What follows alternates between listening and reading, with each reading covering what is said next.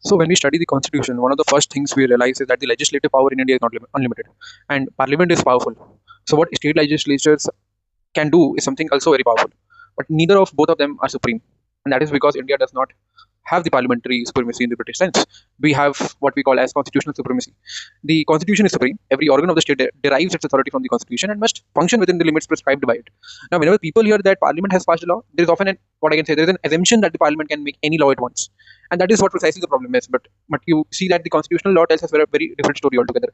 And the real question is whether the legislature had the constitutional authority to pass the law at the first place, because under our constitutional framework, legislative power is carefully divided and distributed in all means.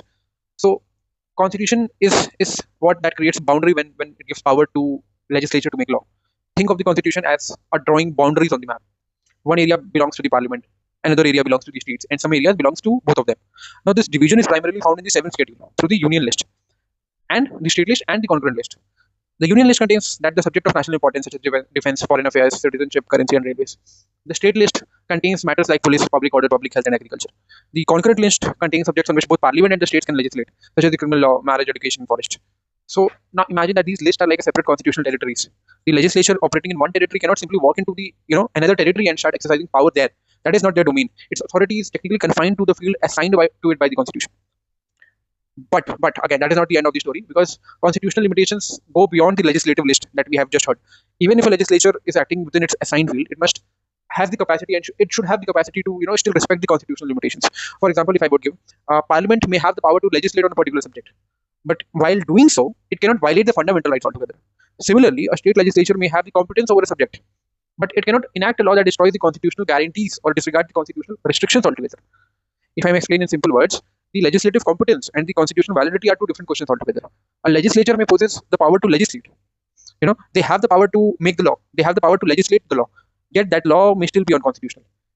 Just because a legislature has made the law, it inherently cannot become something constitutional. It has to pass the test of the law. It has to pass the test of the constitution. And that is why precisely the problem of constitutional evasion is there. And for me, that is more interesting part, because see what happens when a legislature knows that it cannot do something directly. And what happens if somebody likes to understand what happens when it realizes that the constitution has placed a restriction upon it? Will every legislature openly violate the constitution? Usually not. So the parameter is very different. What we understand in the parameters is very different. Constitutional violations are more often sophisticated in terms of nature, and the legislature may attempt to achieve indirectly what it cannot achieve directly, and that is what you call a clever drafting. So it may change the label of the product, it may alter the terminology of the product, it may create an appearance that is legislating on one subject while in reality it is targeting another subject. And that is precisely where the doctrine of colourable legislation enters the picture. To understand what colourable means, you need to understand the word colourable does not mean colorful.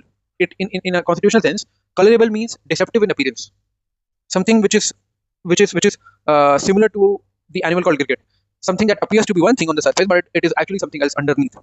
And that the doctrine is based on a very old constitutional principle that what cannot be done directly cannot be done indirectly. This is the heart of the doctrine. If you really want to ponder upon this thought, the constitution prohibits the legislature from doing a particular thing. For example, the legislature cannot circumvent that prohibition merely by changing the form of the subject or language of the subject or the structure of the legislation. That is precisely the constitution is concerned.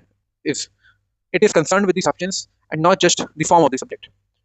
However, and that is precisely therefore courts look beyond these structural appearances. They ask a deeper question altogether, that what is the legislation really trying to accomplish, and not what it claims to do, not what it calls itself, but what it actually does. And that is the problem, because imagine a legislature wearing a constitutional mask. On the face of it, the law appears very perfectly valid.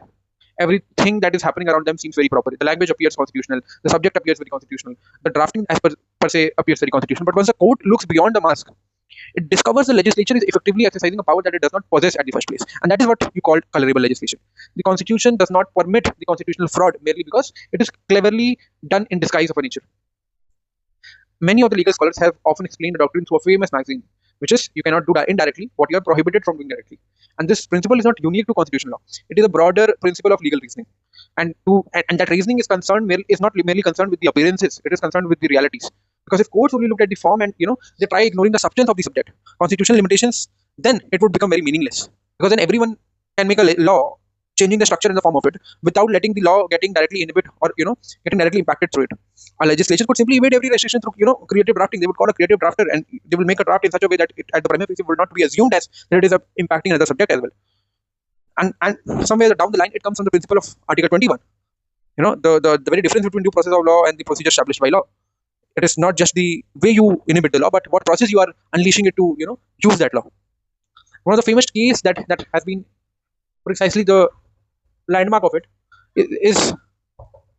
So people do not understand that one of the finest cases and one of the most important decisions on this doctrine in the case of the State of Orissa versus the KC Gajapati, which was of 1953. The Supreme Court explained that the doctrine of colourable legislation is essentially a question of legislative competence altogether. And the issue is not whether the legislature acted with a good motive or a bad motive, but the issue is whether the legislature possessed the constitutional power to do what it actually did. And the court emphasized that the constitutional adjudication at the first place focuses on the very true nature and the effect of the legislation in the longer extent. And not just that, merely it's not about just the external form, but the fact that it has a stated purpose to it, and what is the real operation of that legislation. Because and that is what the question technically arises, that why is this doctrine so important? Because constitutional government depends upon the limits and depends upon the limits that are framed by the constitution itself. If constitutional boundaries can be bypassed through the drafting techniques, then those boundaries cease to have any meaning. The doctrine now acts as a constitutional watchdog altogether. It has a nature of a watchdog. It reminds to every legislature that constitutional restrictions are real restrictions, and not just the drafting challenges, not the technical obstacles altogether, but the hurdles to be creatively avoided are not subject to these things. So the Constitution expects compliance in substance, not merely what the legislature at the prima facie being appeared as.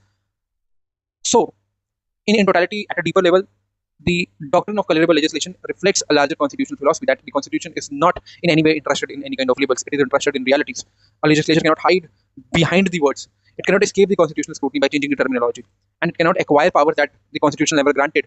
Simply by giving a law a different name altogether. So, what is the true nature of the law? What is its real object? What is its practical effect? And once those questions are answered, constitutional validity is determined on the basis of substance rather than the appearance altogether. Ultimately, in any which ways, if you see it in a very deep level, the doctrine of colourable legislation, the doctrine of constitutional honesty, that it tells the legislature that you have to stay within your field. You can exercise only the powers that the Constitution has granted you. You have to respect the constitutional limitations in all totality, and you do not have to attempt to achieve indirectly what the Constitution prohibits directly. Because in a constitutional democracy, power is very important, but the limited power is even more important. And doctrines like colourable legislation that ensures that constitutional boundaries remain meaningful, effective, and enforceable altogether. The Constitution does not merely ask whether a law looks constitutional or not. It asks whether it is truly constitutional in a substance form or not.